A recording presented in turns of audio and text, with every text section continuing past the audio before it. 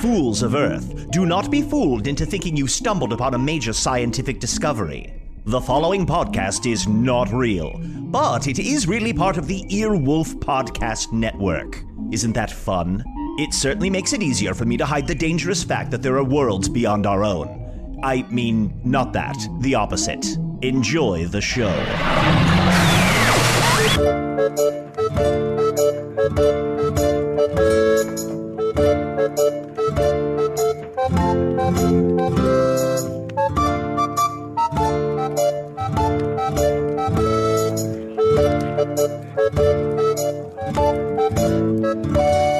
Hello from the Magic Tavern, a weekly podcast from the magical land of Foon. I'm your host, Arnie Niekamp. If you've never listened to the podcast before, this is what's going on. A year and a week ago, I fell through a dimensional portal behind a Burger King in Chicago into the fantastical land of Foon. I'm still getting a slight Wi-Fi signal from the Burger King through that dimensional rift, and I use it to upload a podcast I record every week here in the Tavern, the Vermilion Minotaur, in the town of Hogsface, in the land of Foon. I interview monsters, adventurers, royalty. At this table. At this very table. That's right. I'm joined by my weekly co-hosts, Chunt the Talking Badger. Yeah, I actually, due to the fact that I may not have long to live, I wanted to add in sort of a direction in my intro. Okay. In my catchphrase, I want to add in, so you guys will know the direction I'm giving you. I'm going to ask you to do something. Cool. And when you hear me ask you to do something, I just ask that you do it. I just want to feel good about myself. Cool. So could you ask me to introduce myself? Oh, sure. Can you introduce yourself? Chunt, please clap. Oh, Thank you. So that you're just going to demand applause? Yeah, Chunt, please clap. Chunt, please clap. Okay, fair. And I am Usidore, wizard of the 12th realm of Ephesius, master of light and shadow, manipulator of magical delights, devourer of chaos, champion of the great halls of Tarakas. The elves know me as Fiang Yalak, the dwarves know me as Zodan and Hookstangis, and I am known in the northeast as Gasmoenius Maystar. And, friends, do you ever concern yourself that perhaps there are names that I have that you have not yet heard? Good friend, listen to me now, for there are these names, and should you hear one of these names, please do not panic. Please do not fear, for I will do everything in my power to protect you, but know that these names are dangerous, for words contain great power, and even hearing a single syllable of one of these names may destroy you from the inside out. Biscuit meniscus. Biscuit meniscus, as I am known to the bakers of Foon as well. Clap. I do not need your applause, for I am already the most accomplished wizard in all of Foon. After Spintax. I suppose. Well, Spintax is on Earth now. That is true. So. Yes, very good point. John, can I ask you? I just want to check in with you. Sure. We had some real heavy news last week. Yep, trying to remain optimistic. That's great. I love that you've got like such a cheery... Yep, my goblet is half full of that's raspberry good. mead. Oh, that's great. For people who didn't listen last week, you found out... Are there people who didn't listen last week, but they're listening this week? Maybe. Who are these psychopaths? I don't know. I don't know either. How you doing with this curse? I'm trying to remain positive. I did. Usidore's on the lookout to see if there's anything to alleviate the curse or cancel that out. I am searching high and low, for I shall find some cure, some magical potion or hex or incantation that shall set my good friend Chunt free from this curse. Well, on my world, we have curses, and you usually reverse those curses by doing like the opposite of the thing that got you the curse. Oh, then I won't touch coins, you idiot. Yeah, can you untouch a coin? No. I did talk to, I have a friend, Allison, who's, she's a boohag. A boohag? A boohag. It's just sort of like a magical, like a lesser witch or something. She's a boohag, which means, she doesn't have skin, and she sits on your chest when you sleep and kind of sucks out your breath.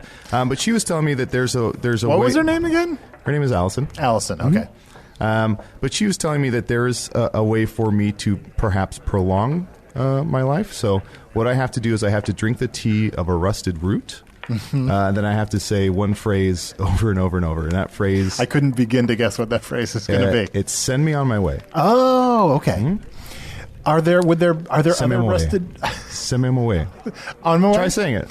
Semi on my way? Semi on my way. On my way? Semi on my way. Say it like On I my do. Like I do. Semi on my way. Semi on my way. Semi way. What are we talking about? I don't know. There are many iron trees that grow in the far north reaches of Foon. And these iron trees, their roots rust, and the magical properties of a rusted root are not to be ill-considered. Arnie, do not mock the rusted root.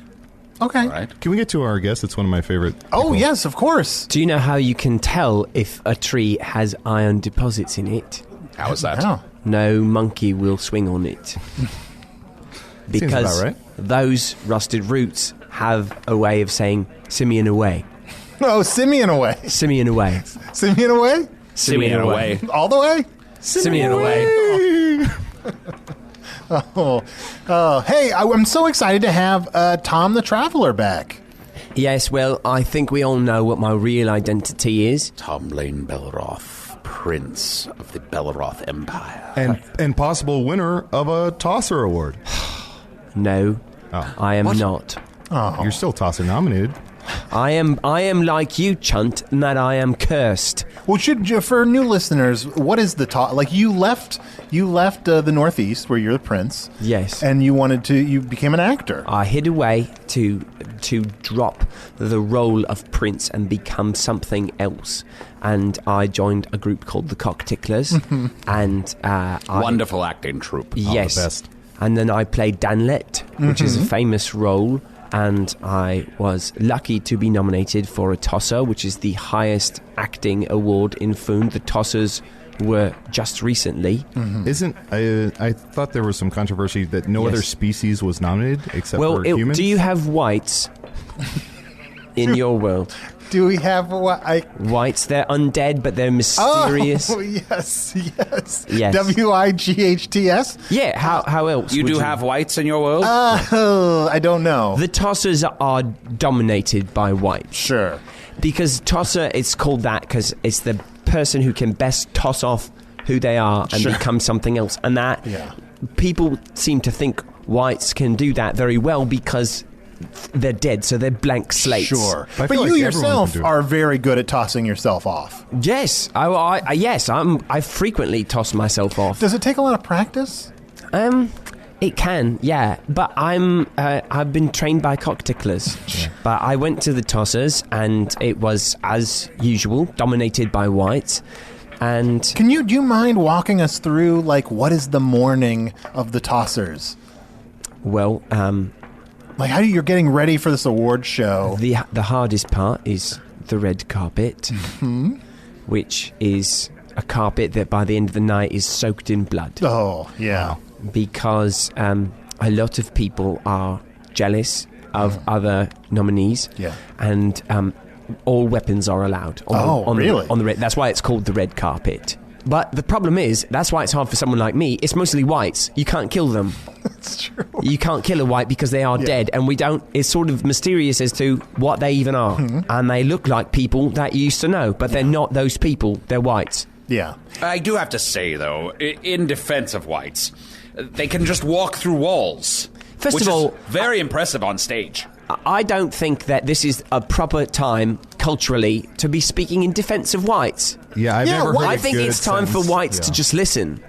Well, just because they're dead, it's not their fault. Yeah, but that's the thing about whites. They're so like they're martyring themselves. It's like, oh, I'm dead. It's like, you know what? You've got a lot of advantages as a white. Yes. Anyway, so those of us who are living have a very difficult time on the red carpet because we're the ones whose blood gets spilled. Were there many suicides after the awards this year? There always are, yeah. Yes. But because people Very take sad. this very seriously. And I was just thrilled to be nominated, and my mother is the presenter of the awards. And so I was going to reveal myself and stand up and tell them that I've joined Usidore's quest and that I'm rejecting being the king. Because I don't want to be. Not to put you on the spot, Tom, but I know everybody probably writes out a speech, even though they may not win. They have a speech tucked in their trousers or something. Would you possibly mind reading the speech you had prepared if you would have won? Okay, yeah. Is it still in your trousers? I think it And is. the winner is Tom Belaroth. Clap. Well, you would say Tom the Traveller because... Oh, Tom. Oh, that's right. The winner is That's part of the speech. for the role of Danlet from the Cockticklers. Tom the Traveller. Usually they just say the name first because it really takes away a lot of the tension if it says from the Cockticklers for the role of Danlet. That stuff comes after. And the tosser goes to Tom the Traveller. Oh, And then over the clap, Yeah. From then you the say, Troop of Cockticklers. but no one In hears the that role of part because, Danlet. oh my God, he won. So then I'd come down and I would see my mum and I would get the award and then I would stand and I would say to her, do you recognise me? Do you? Do you?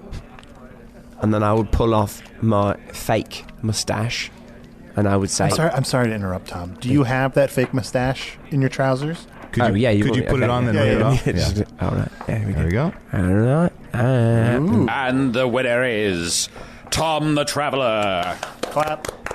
From the Cockticklers for the role. From the Cockticklers for the All right, role of yes. Danlet. Hello, I am not Tom the... Hey, do I look familiar to you?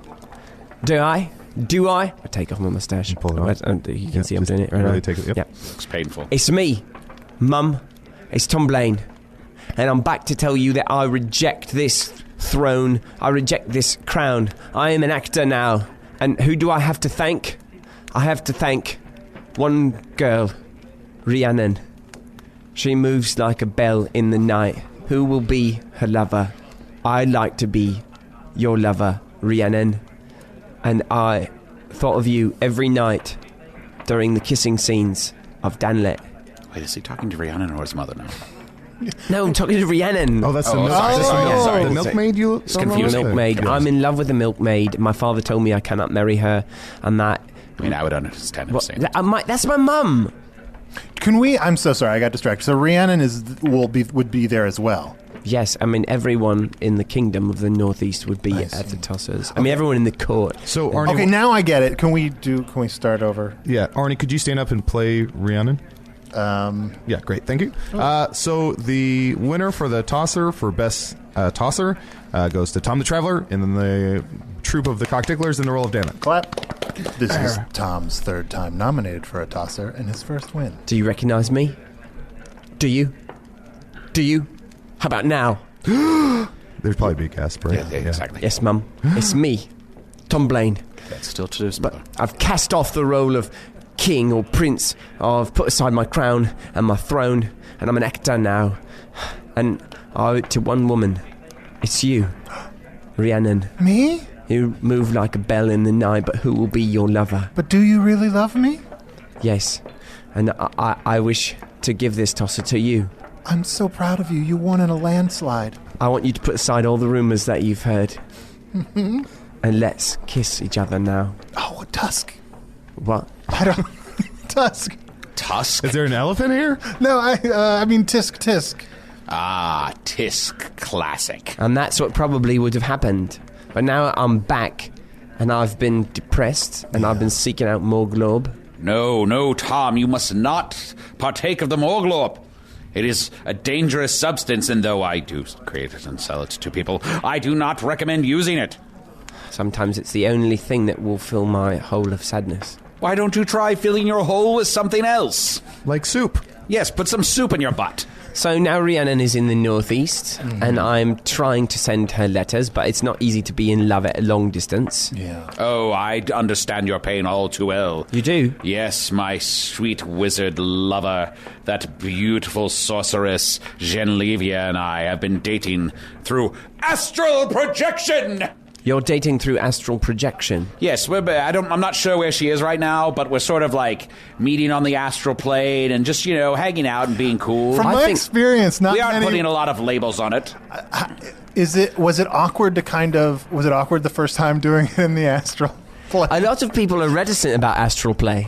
I find If you that warm someone up to it. if you are tender, Sure. and there's a lot of fun to be had in the astral plane. The first thing you got to do is bring it up as a joke. Right, exactly. And then you just why don't as we if just it's a meet on joke, the astral plane? and then you say, "Oh, wouldn't that be gross?" And then you see how they react. Yes, you just have to check out their reaction and see if they're interested in meeting on the astral plane. And then once you're there, you just, There's a lot of nerve endings there. Exactly. And by that I mean you don't feel anything because when you're on an astral plane, all your nerves end. Yes, you have no endings. And you're not nervous. Endings. Exactly. And you can't get pregnant. All right, let's take a quick break. Let's refresh our drinks, and we'll be back we'll learn more about what's going on with Tom the Traveler. Clap. This is Blemish, the new owner and operator of the Vermilion Minotaur. The fires are burning more brightly than ever before, and those who wish to dance around the flame, ululating with the very essence of the Dark Lord's name, and ascend higher into the very branches of McShingleshane's forest, where we all, under the robes of the Dark Lord, may rise to great power and wash it down with half-price barley wine on Fridays. Come to the Vermilion Minotaur. Fly, you fools! Over to patreon.com/Magic Tavern right now and become a patron of the show. For only $5 a month, you get access to all of our wonderful bonus content and material and ad-free versions of the show. Tom, I'm just so happy to have you here. You were one of our first guests we've ever had on the show.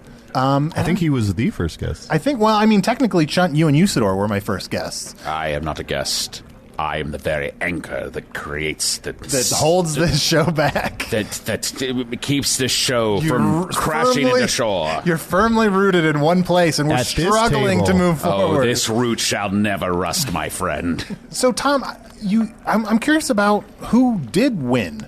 It was a white. It almost always is. Sure. But yeah, I mean, frankly, it was a white. Stood up there and just talked about things only whites would understand. White powers. Gross. So what role did he win for? He or she or it win for? Romeon. Romeon? Yeah. I don't know that one. Romeon and Juliet. Yeah.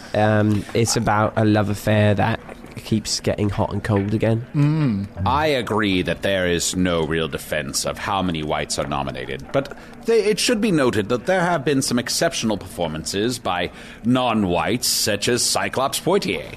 Oh, yes, he's terrific. And really a trailblazer. A true trailblazer. But, let's say it. But isn't it... People say they have no depth. Because they can't see depth. No depth perception. But that doesn't mean that they can't play depth. But they often get typecast as, brutes and whatnot.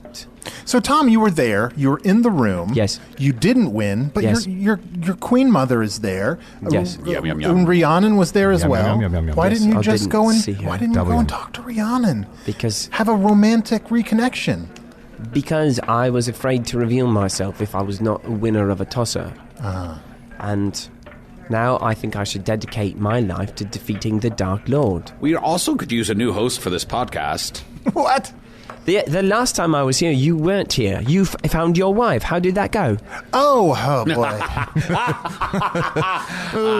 It's a bit of a long story. Memory gremlin showed up. I can tell it very quickly. Arnold slept with the memory gremlin. I thought it was my wife, but it was just a memory gremlin stealing the memories of my wife. But that's what they do. That's what they do. I guess I don't need to explain what a memory gremlin does. Everybody knows what a memory gremlin does. Most people know that when someone comes and looks like your wife and acts like her, that you have to ask more questions. Yeah. Before see if they're up for astral projection. So you cheated on your wife with a memory gremlin. Well, it's complicated. But I feel very guilty. Don't ever play mittens. Yeah, it's true. You could be killed. It's true. But you know what? I feel like if I played mittens, I'd be killed anyway. Yeah, probably. There's so many different ways to get killed in that sport. Yeah. So, Tom. Yes. Now you're back. How are you going to help Usidore on his quest to defeat the... I don't know, Usidore. I can be useful in many ways. I am an actor, and I have seen the way that my father governs a kingdom. I have seen the way my mother ravenously devours men. Mm-hmm. I believe how you could aid me the most would be by infiltrating the kingdom of Shrike. Shrike? With your great acting prowess, you could put on a fake mustache pass yourself off as some courtier, work your way up in the ranks, and uncover all sorts of useful information for our quest. In fact, yeah, take that mustache out of your trousers again. Okay, right.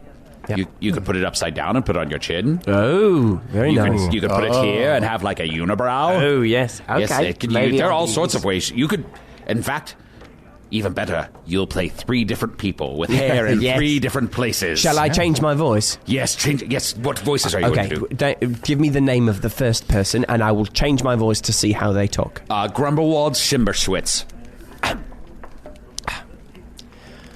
Hello, I'm Grumblewald Schimberschwitz. Wow, that's amazing. Amazing. Here, let me do one. Seeing the acting process at work. How about a character named D'Angelo Capricious? D'Angelo Capricious, okay. Sounds like it. Or DiCaprio for short. DiCaprio. Hello, I am D'Angelo Capricious. Oh, wow. Yeah. Wonderful. And it's, you can Amazing. see I hold my body different. Yes. Yeah. Arnold, what name do you want to give him? Hank. What was a good first guess? All right. This is very hard in acting when you take on a character. My name is Tom. Yeah. But this is Hank's voice. Yes. And why don't you take the mustache and Tom put it Hanks, as like Tom Hanks. Okay. Tom Hanks' voice. Oh, I love Tom Hanks. Hello, I'm Hank. Wow. Wow. Amazing. That big voice. And then you get in touch with what your motivation is and sort of what. You're going to make such a big splash. Well, this is a very dangerous mission. You're sending me down the road to perdition, and It's almost impossible. It is. Yeah, it's an impossible mission, but I don't see what that has to do with it. That's another Tom. Look, I don't know what you're talking about, but you seem to be dragnetting it on. Oh, come on. Look, I will do this, but there is a chance that I might not come back from strike. You're not going to be cast away. Listen, you can come back. We've got to get over our irreconcilable differences.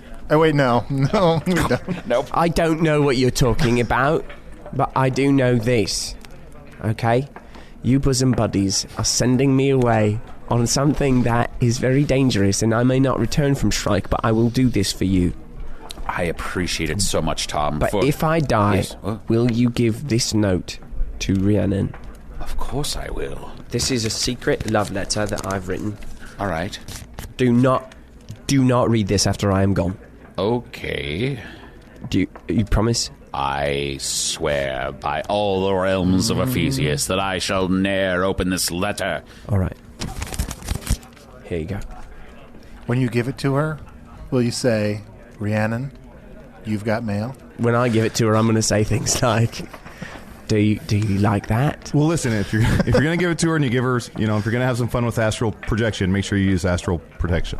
Yes, and, make sure that you can get an erection quickly.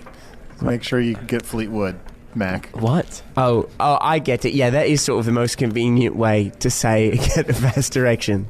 Yeah, Fleetwood, and then call me Mac. Yeah, okay, all right. Well, not getting an erection is a real lady killer, so it's good advice. What if I don't know what happens to you for a long time? And there isn't how long do I just not hear from you before I give it to her? Well, you once told me that if I ever wanted to speak to you, I should pop out one of my eyes. Right. Crush it. Right. In my hand. Right. Then blow into my hand, so make like a bubble. Put a wish in that bubble, and then wait by a stream. Is that still true? Of course. Yeah, all right. But It seems like it's asking a lot. Well, I'm saying that's an emergency. If after 2 years you haven't heard from me in that manner of communication, then you deliver this letter. Just out of curiosity, though, would you give us a summation of what might be in the note? Well, you know how there's just regular letters. Yes. And then what a lot of people are doing right now is sending sletters. Is that like sexy letters? Yeah, it's sexy. It's a combination of... Because you see how conveniently those words go together. Yeah. Slutter. Is sletter. Yeah, and so it's a sletter that has some pics in it. Ooh. Some just pics that I've drawn. Yeah, salacious. And I've got a pretty good view of what I'm drawing. I'm able to draw it. And then some sort of sexy things. So that it's private. So I would be very embarrassed if anyone read the sexy things that are in this letter. All right. Well, I won't. I promise. I mean, made a promise already. You're royalty. You're a famous person in Foon. Well, so if your sledders got out, it would be scandalous. Yes. Ooh, you'd hate to see that fall in the hands of other tossers or monsters or zombies, the TMs or Zs. Whites. Why don't you do another monologue from Danlet to get our minds off of this letter? I would actually love to hear a monologue from what was the other one? Romeo and Juliov. Yeah. Oh, you know those roles as well? Well, when you're a cocktail, you sort of learn lots of things. Oh, well, yes. Isn't like a young man who's in a rowboat and the guy who's rowing it stops? Yeah, that's Romeo. And they have a long conversation and he's eventually like, Romeo? Yeah, that's right. And then then he takes that as his name. Yes, that's how it works. Okay, so we'll do in the scene in the boat when you're just standing still in the ocean. Okay. So now from the play, Romeo and Juliov, this is Tom the Traveler. Clap. But soft. It hurts so much sitting on this rowboat seat, for my butt is soft. What light across the ocean breaks? It is the sun, but Julie is off the boat. She's died. No. Such loneliness have I here on this rowboat by myself. And yet, alack, what is this roaring? Oh shit. Yes. I am with a tiger on this boat. Yes. Oh, no. The tiger. Yeah. I am alone on this boat with a tiger. Oh no, oh no, oh no. This must be what it feels like to be baked and served as dessert. Like a pie. Oh, Genlevia, I miss you so much. What a life. What a life of pie.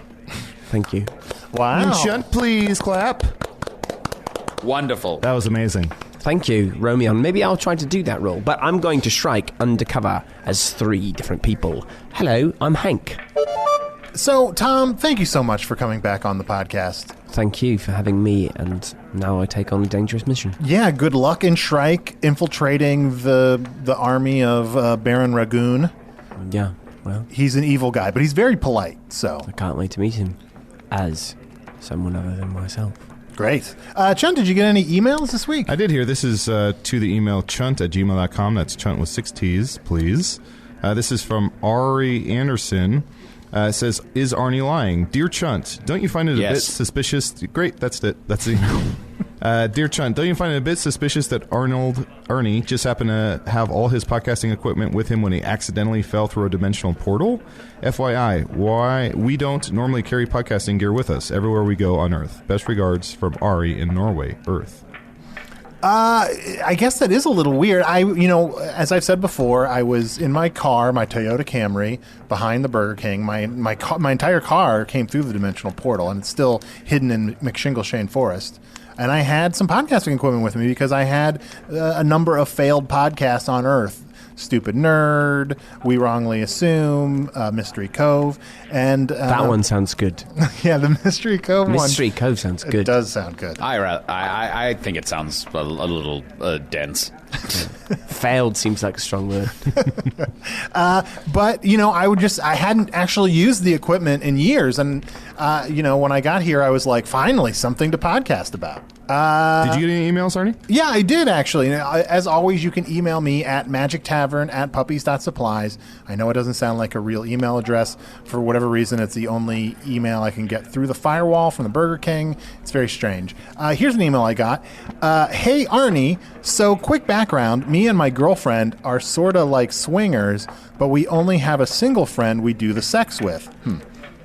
Anyway, after coitus was finished, the 3 of us were laying in bed and my girlfriend starts whispering something in my ear. At first I thought it was the sweet nothings of young love, but then I felt the power of Usidore's name. We began to chant his name together quickly, rising in volume. Needless to say, our bed guest was surprised and startled. She thought we might have had a bout of temporary sexual insanity, but we simply explained that it was something we heard you ask us to do on your podcast. Now she is an avid listener as well. I also want to thank Usidore for the best after-sex moment I've ever had. Diamond Dan and Mouse. Seriously, though, TSI is not something to joke about. TSI? Temporary sexual insanity. Oh, sure. Insanity. There's a plague of TSI Oh, throughout. there's a plague of TSI. It's not good. It's not It good. starts in one area and then it expanded to TSI Miami. Yeah. What? Where is Miami? It's south. When the TSI goes south, oh, that's the worst. I don't know what you're talking about, but making fun of someone's health, I think, is rather rude. It is luckily only temporary, but there are some cases where the temporariness lasts for years. Yes. They are temporarily insane for year after year. Yes. Here's another real quick email I got. I have a bet with a few friends that Foon is most likely a sphere, just like Earth. However, two of my other friends disagree. One thinks it's a flat disc-like world balanced on a few pachyderms who are balanced on a giant turtle flying through space. Some kind of disc world. Another friend thinks it's an ever-changing shape due to the magic of Foon. If you could please settle this bet, it would be greatly appreciated. From Taylor K.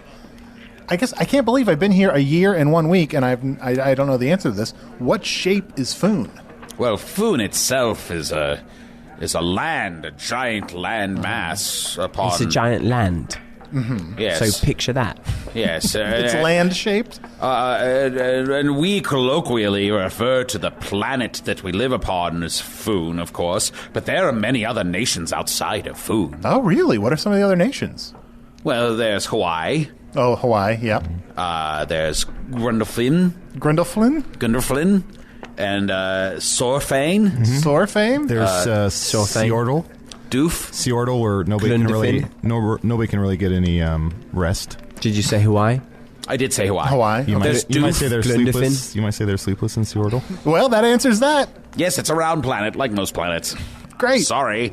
So, Tom, good luck in Skur. Thank you. Or good luck in Shrek. To a cocktail, you say break a leg. Oh, I'm sorry, break a leg. Why do you say break a leg? Because especially if you're on a dangerous mission, you want to really mess up your enemy. Sure. Break their leg. Yeah, oh, absolutely.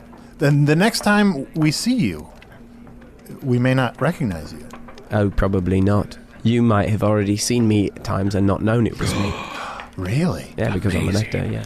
That's right. Well, As long as I can stay sober, I think I can complete this mission. It's very important, Tomblain, as you go forth on your mission, as you find out critical information that will help us defeat the Dark Lord, that you stay true, that you stay strong, and you resist the temptation to partake of the Morglobe. Right. I got his note.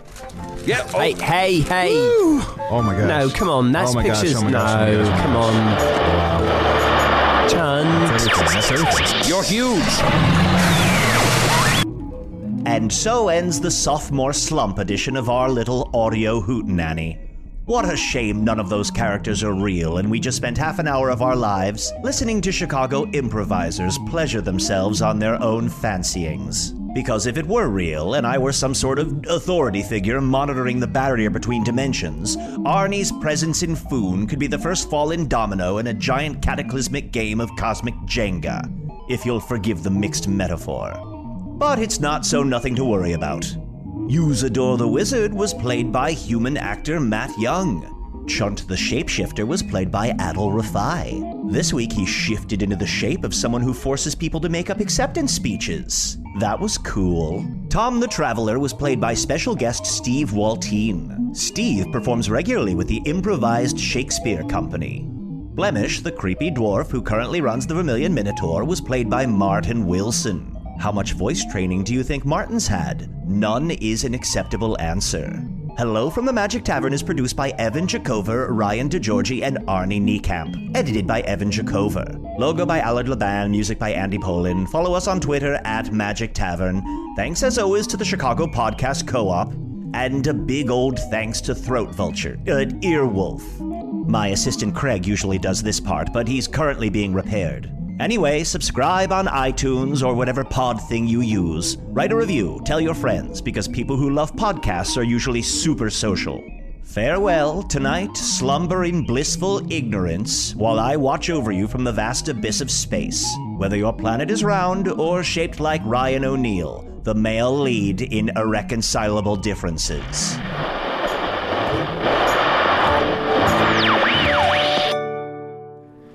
I shall have an order of rooster's feet and a strong ale. Usidore, I was wondering if I could maybe get some of that more globe. Oh, yeah, sure. That's just 4 gold pieces. Oh, thanks. You're welcome. Hey, thank you for listening to Hello from the Magic Tavern. A great way to support the podcast is to join our Patreon. You'll get ad-free versions of our entire back catalog, including all the Magic Tavern spin-offs like Offices and Bosses, I Am Spin Tax, Shadow Sit. There are a lot of them. There are 2 new exclusive bonus episodes every month, Discord, all kinds of stuff. To get more information, go to patreon.com/Magic Tavern. That's patreon.com/Magic Tavern.